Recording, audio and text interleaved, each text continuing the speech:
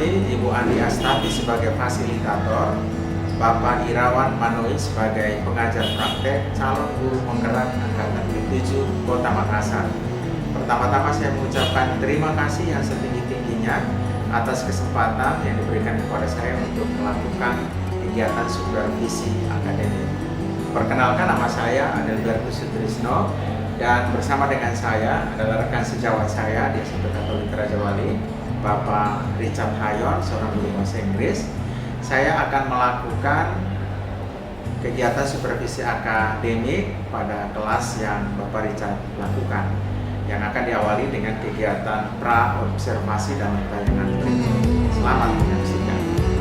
Selamat siang Pak Richard, apa kabarnya hari ini? Selamat siang Pak Adel, puji Tuhan hari ini sehat dan baik. Senang bertemu dengan Anda hari ini dan tentunya terima kasih atas kesediaan waktunya untuk boleh mengikuti kegiatan supervisi akademik kali ini seperti yang saya sampaikan sebelumnya. Terima kasih, saya juga secara pribadi merasa senang karena bisa ikut mengambil bagian dalam kegiatan supervisi akademik kali ini. Oke, baik Pak Richard. Kira-kira apa yang menjadi harapan Pak Richard setelah mengikuti kegiatan ini? Yang menjadi harapan saya yaitu setelah mengikuti supervisi akademik ini, saya bisa diberikan arahan ataupun masukan dari rekan sejawat ataupun dari pimpinan untuk mengevaluasi proses pembelajaran saya dalam kelas sehingga kedepannya bisa meningkatkan kualitas pengajaran yang saya lakukan di dalam kelas. Oke, setuju Pak ya. Jadi untuk peningkatan kualitas mengajar ini, maka kita butuh masukan dari teman-teman sejawat kita. Baik Pak, untuk supervisi akademik kali ini kita akan bagi dalam 3 bagian, namanya pra-observasi yang sudah kita lakukan, lalu akan dilanjutkan dengan kegiatan observasi nanti, dan dilanjutkan lagi dengan kegiatan pasca observasi.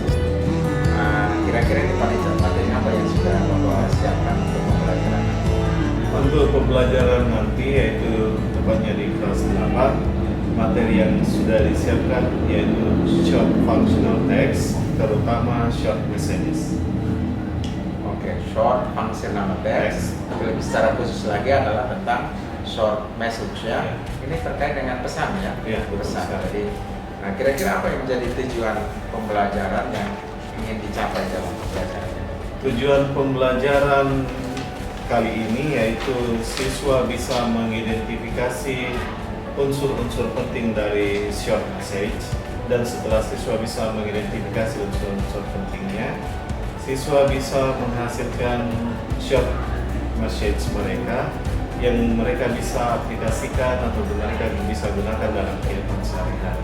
Oke, jadi ada dua ya, ada dua tujuan: mengidentifikasi supaya sampai pada pemahaman, kemudian yang kedua adalah setelah mereka paham, mereka bisa mengaplikasikan, membuatnya atau mengaplikasikan.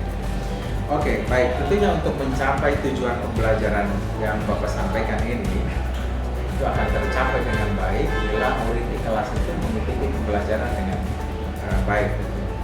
Apa yang menjadi, kira-kira apa yang menjadi hambatan atau tantangan di dalam pembelajaran di kelas Bapak nanti? Terima kasih. Tantangan atau hambatan yang biasa saya hadapi dalam kelas yaitu motivasi belajar siswa. Ada yang butuh dimotivasi selalu, ada juga yang sudah tinggi tingkat motivasinya, dan cara dan gaya belajar mereka.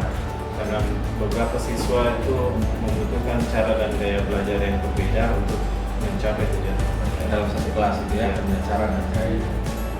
Itu memang tantangan yang sangat luar biasa. Nah, untuk pembelajaran ini kira-kira apa yang kamu mau kembangkan dengan kondisi yang ada, melihat kondisi?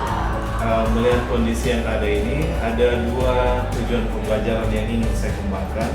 Yang pertama yaitu pembelajaran sosial emosional, di mana melalui pembelajaran ini nanti yang mau saya kembangkan adalah yang iya. Ulang pertanyaan ini.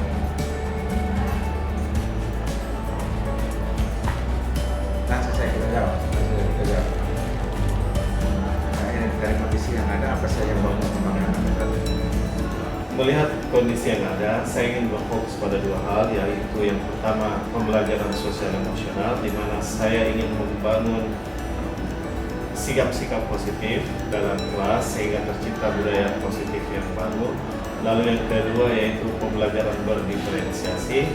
Kali ini kami memutuskan untuk berdiferensiasi dalam hal produk ya. Sehingga siswa bisa menghasilkan produknya sesuai dengan kebutuhan dan gaya belajar mereka masing-masing. Oke, jadi produk yang mereka hasilkan itu nanti istilahnya dikumpulkan dalam berbagai macam bentuk ini ya, sesuai dengan kebutuhan siswa ini, mampunya ini, sehingga tingkat pemahaman mereka itu diwujudkan dalam bentuk seperti ini. Adalah bagian dari diferensiasi produk yang Bapak lakukan. Luar biasa Pak semangatnya, tapi itu semua butuh strategi tentunya ya. Dan kira-kira apa yang sudah Bapak persiapkan ini agar semua yang direncanakan itu bisa berhasil, pembelajaran itu bisa berhasil. Untuk menyukseskan pembelajaran ini, hal-hal yang saya sudah siapkan yaitu perangkat pembelajaran terutama SPP ya, nomor 1 ya. Media pembelajaran lainnya, lembar kerja siswa dan evaluasi untuk siswa. Oke, baik. Terima kasih Pak Richard informasinya. Saya kira semua sudah dipersiapkan ini. Tinggal waktu untuk kesepakatan ini untuk observasi kelas. Kira-kira waktu yang pas untuk kami masuk ke dalam kelas di Bapak ini kira-kira kapan? Waktu yang pas itu saya rasa minggu depan di tanggal 2 Mei. Saya ada jam di kelas 8. Oke, jadi nanti fokusnya di kelas 8 ya. Oke, baik. Terima kasih untuk waktunya sekali lagi Pak Richard. Dan terima kasih untuk kesempatan kali ini. Demikianlah wawancara praobservasi yang saya lakukan bersama dengan Pak Richard sebagai kegiatan awal sebelum melakukan kegiatan observasi di kelas. Selamat siang dan sampai jumpa pada kegiatan observasi.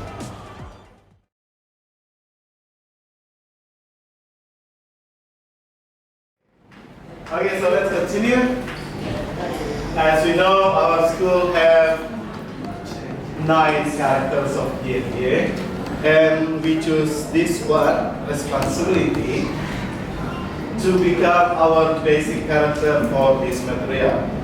Ada yang punya ide kenapa responsibility kita pakai di short message? Any idea? What is the connection between short message and responsibility? Kira-kira apa hubungannya tanggung jawab dengan pesan singkat? If I give you short message, what do you have to do?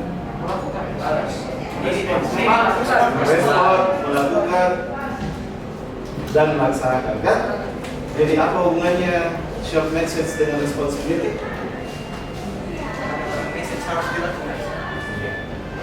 If someone gives you short message, it means maybe it's important, so you have to be responsible to your short message.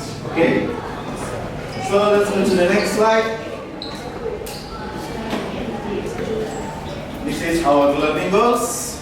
We are able to identify the short message structure, and we can get the meaning from the short messages.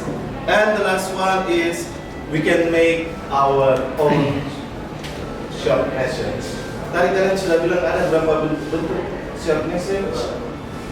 Text, voice note, apa lagi? Gambar. Bagaimana kalau video? Bisa? So we are going to produce our own short message, maybe in text, chat, maybe voice note, and maybe some video short message. But before we produce our short message, we have to learn the structure and we have to know the meaning of several short messages. Now I will give you some example. Okay, I will give you time to pay attention to this one.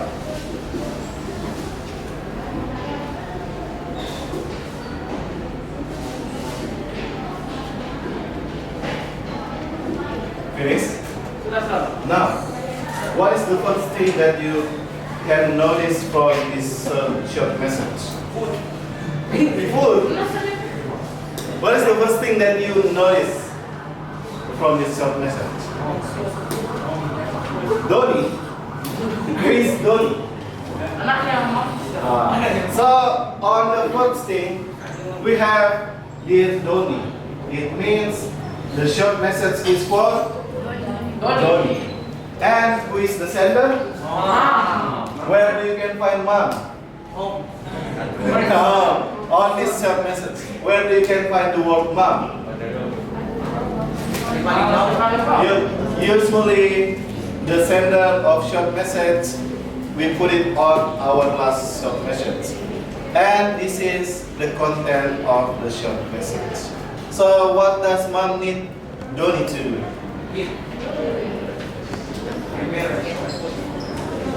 Can somebody tell me what does mom need Doni to do?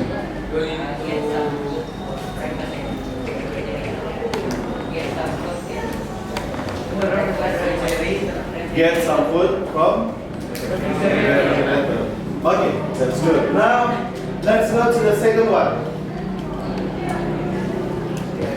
What is the first thing? Again, what is the first thing that we can notice from short message? Dear Anita. Who is Anita? Okay, so what is the short message about? Tell Doni to. Who is the sender? Mom. Where you can find the sender? Okay, at the last of the message. Now let's go to the next one. We have still another example.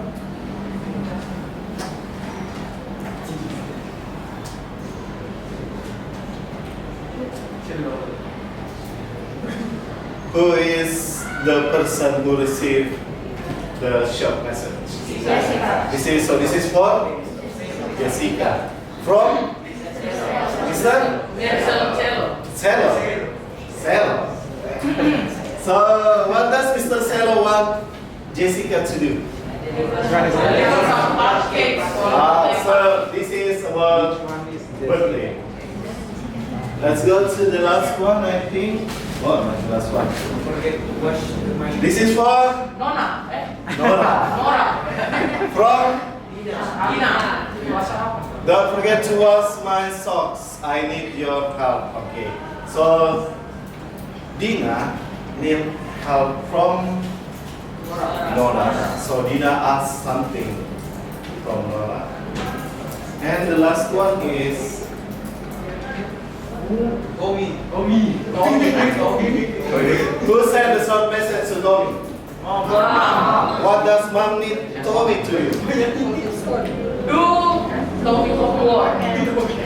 homework and what else? Okay, now we have seen several short messages. The question is, why do you think these people leave short message? What does this person who sent the short message leave some short message? What does he need to? Kenapa orang meninggalkan pesan singkat? Karena dia sibuk terus dia membutuhkan bantuan. Selain itu, tidak sempat ketemu langsung.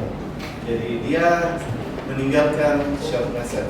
So when you need someone else to do something and you don't have time to meet the person directly, so you can leave some short message.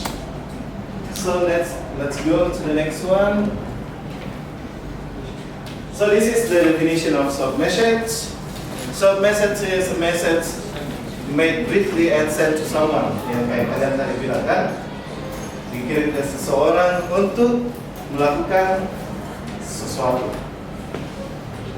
or to ask someone to do something. Jadi ini fungsi short message. Tadi kalian sudah sempat singgung sedikit.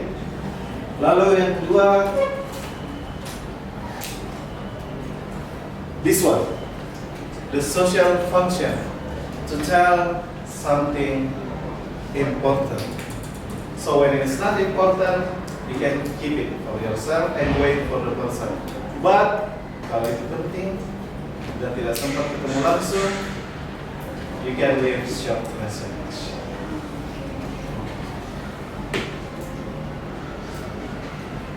Now, as we can see on the several short message, the previous short message, this is the structure. As you can see, I always ask you what is the first thing that you can find from short message, right? The first one we call it opening. Someone who received the message. Ada yang tadi masih ingat contohnya apa yang opening? Dear siapa? Dear Anita, dear siapa lagi tadi? Dear Doni, dear siapa lagi tadi? And then the purpose, the body, the information that you want to tell to someone. Ada yang tadi masih ingat tentang apa? Salah satunya coba lihat. Deliver birthday cake. Deliver birthday cake. Ada lagi? Oh, take breakfast in the refrigerator. What else? Was socks. Okay. And the last one, we call it closing. Closing apa tadi yang paling terakhir? Dari siapa? Dari siapa? Biasanya ada kata-kata sebelum itu. See you or love you or with love.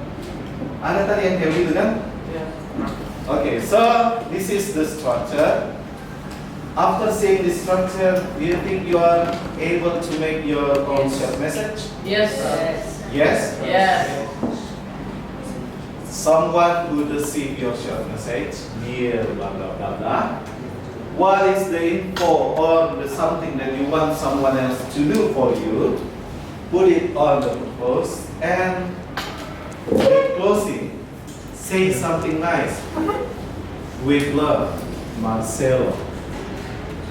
Your love or your beloved mom. Okay? So put it on the last things on your short message. Now what we have? Now, this is the characteristic of short message. Remember, short message means short. So it's always short. Straightforward. Atau in Indonesia, to the point. Jadi kalau bikin short message, to the point, nah, jangan bikin yang bertele-tele, nanti orang bingung. And state it clearly. If you want someone to do something, state it clearly. Bikin yang jelas. Kalian mau orang bikin apa menurut kalian? Kalian mau minta tolong apa? Jelas. Next one.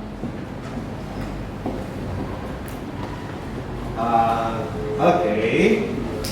Tadi ini agak sedikit membingungkan, but short message is imperative. You need someone to do something, so you have to use a statement that makes command or statement that makes request.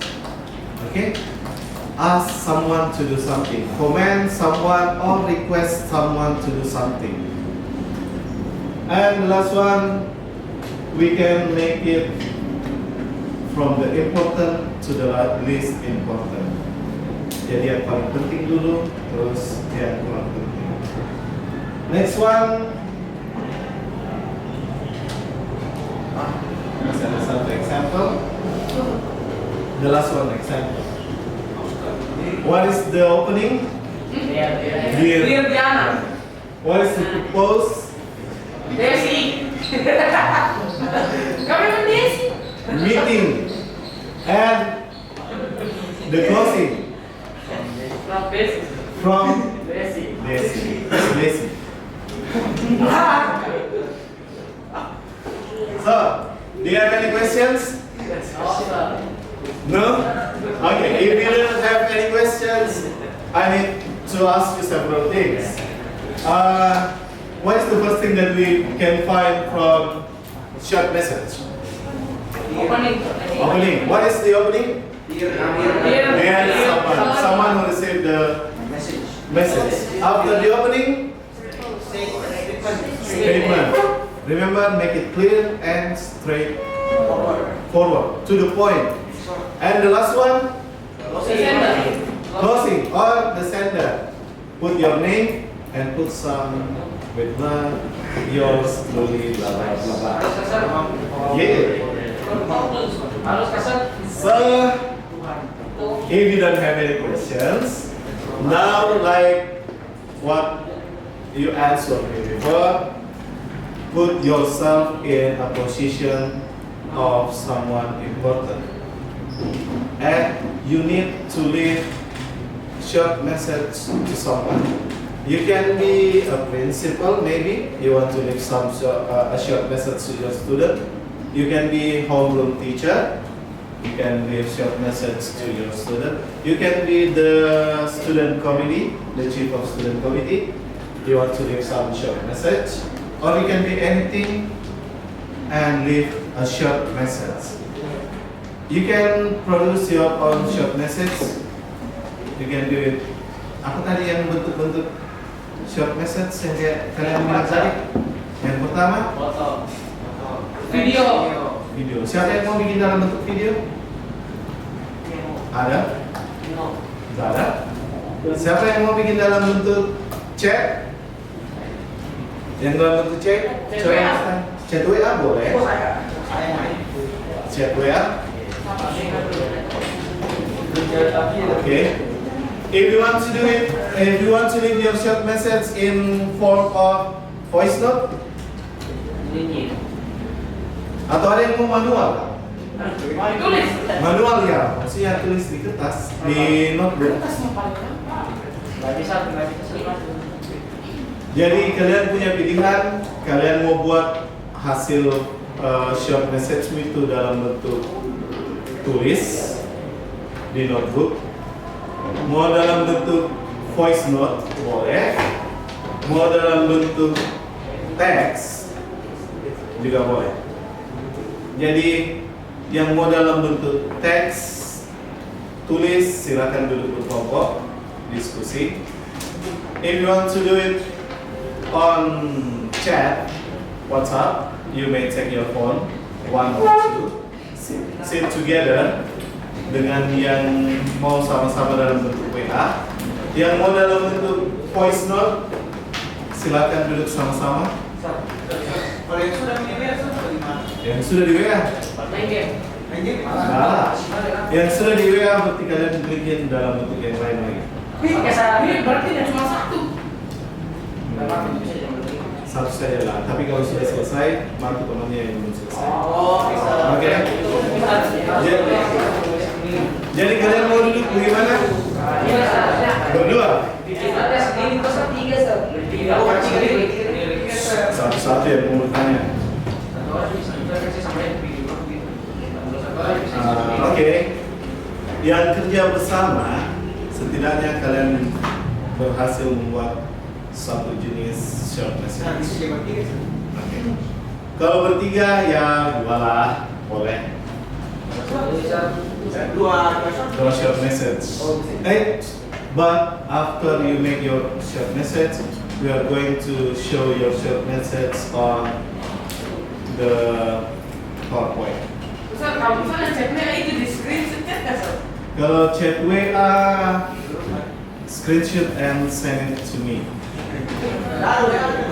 Send it to Keisha. Keisha will send it to me.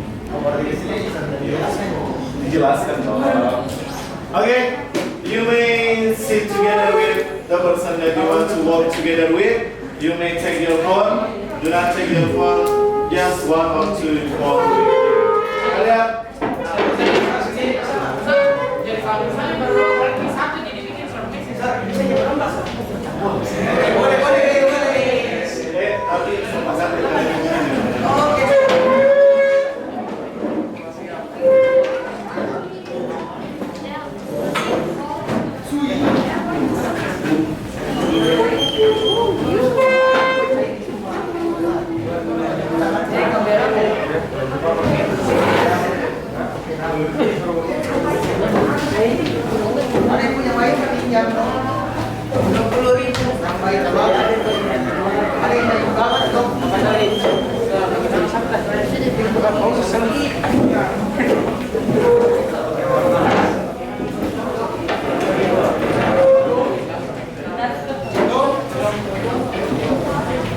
Dan apa tadi?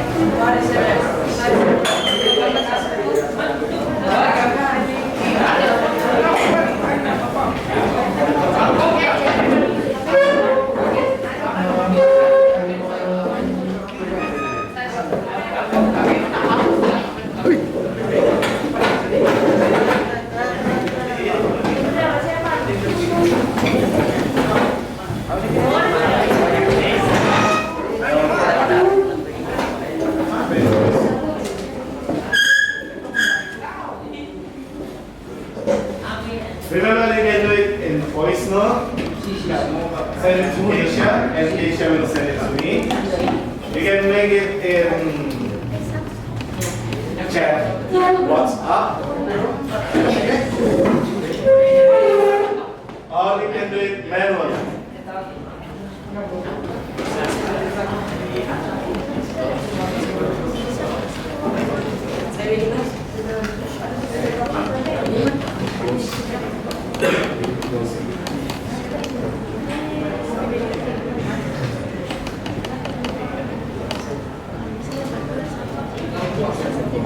Ada yang voice note.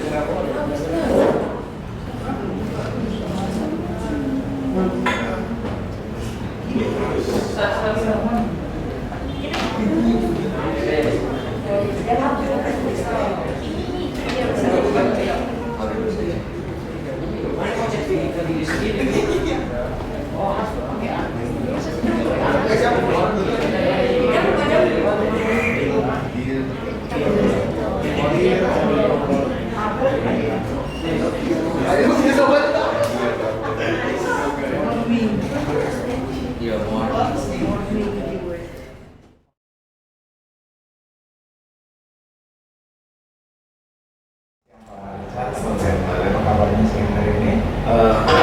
Baik.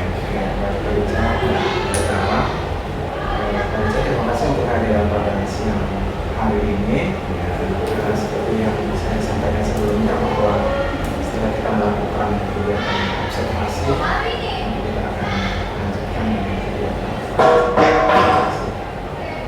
Sebenarnya tujuan daripada kegiatan pasca observasi ini adalah mau mengajak Pak Richard untuk melihat kembali paling tidak melakukan refleksi terhadap pembangunan yang baru saja dilakukan.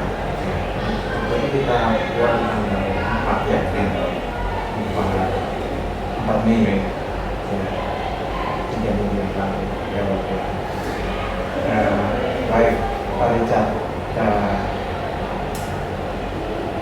pertama saya mau tanya, setelah melakukan pembelajaran di kelas itu apa perasaan?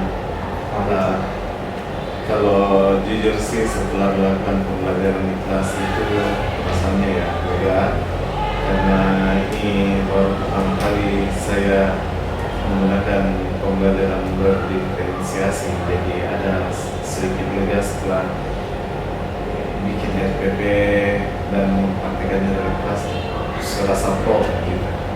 Ya, jadi sudah senang. Iya, senang. Pak Richard waktu itu sudah menuliskan, bahkan disampaikan di dalam kelas terkait dengan tujuan pembelajaran ini ya. Tujuan pembelajaran itu kalau sudah disampaikan ya, mengidentifikasi unsur-unsur untuk membuat sebuah capaian. Maka yang pertama adalah membuat sebuah surat message ya. Yang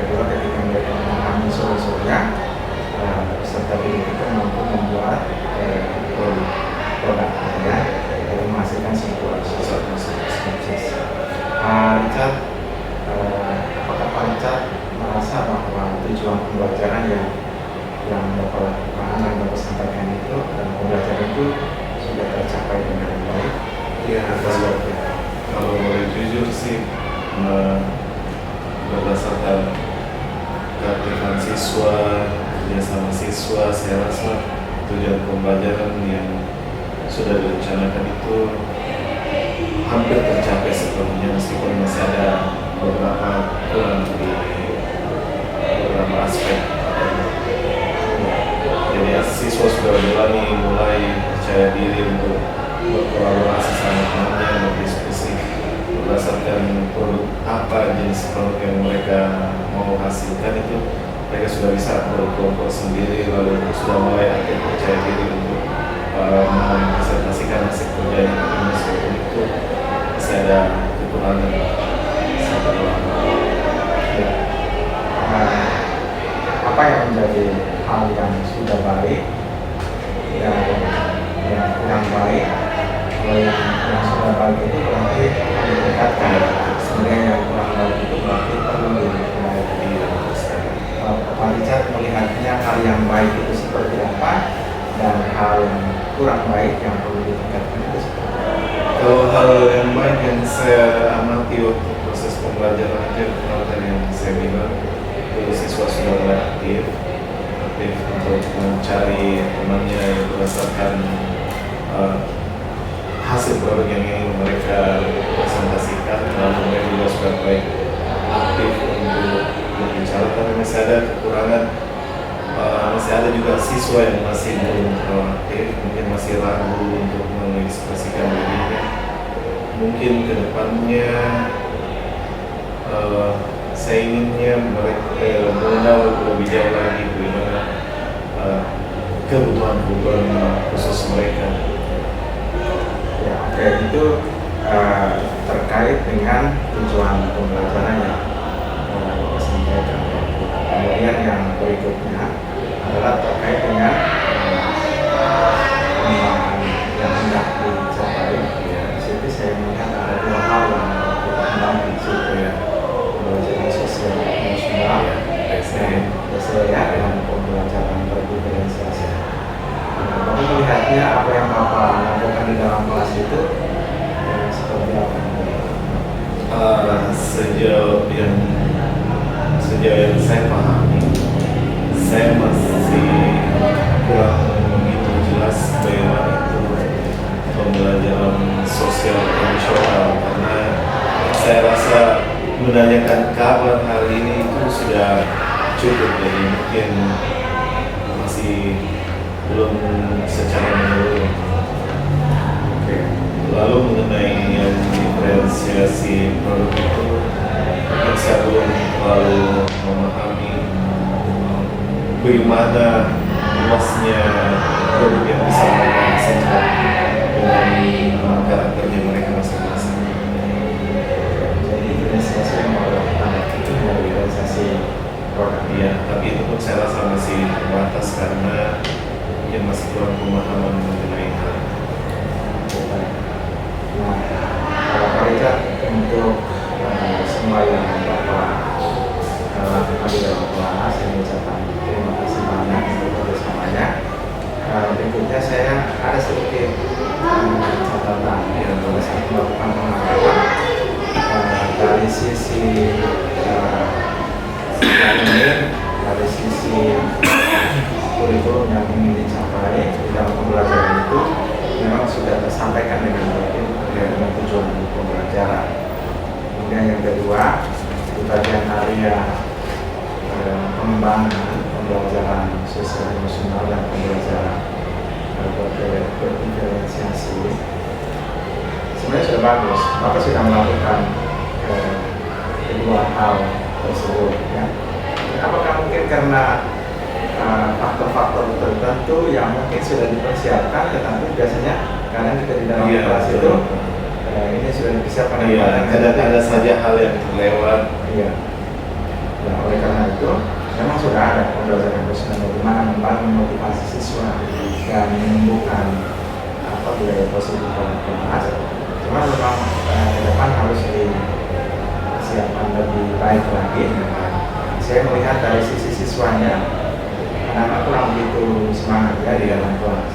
Apakah mungkin karena tegang saya ada di dalam atau seperti apa. Kemudian yang kedua, pembelajaran berdiferensiasi soal pembagian kelompok ya, pembagian kelompoknya.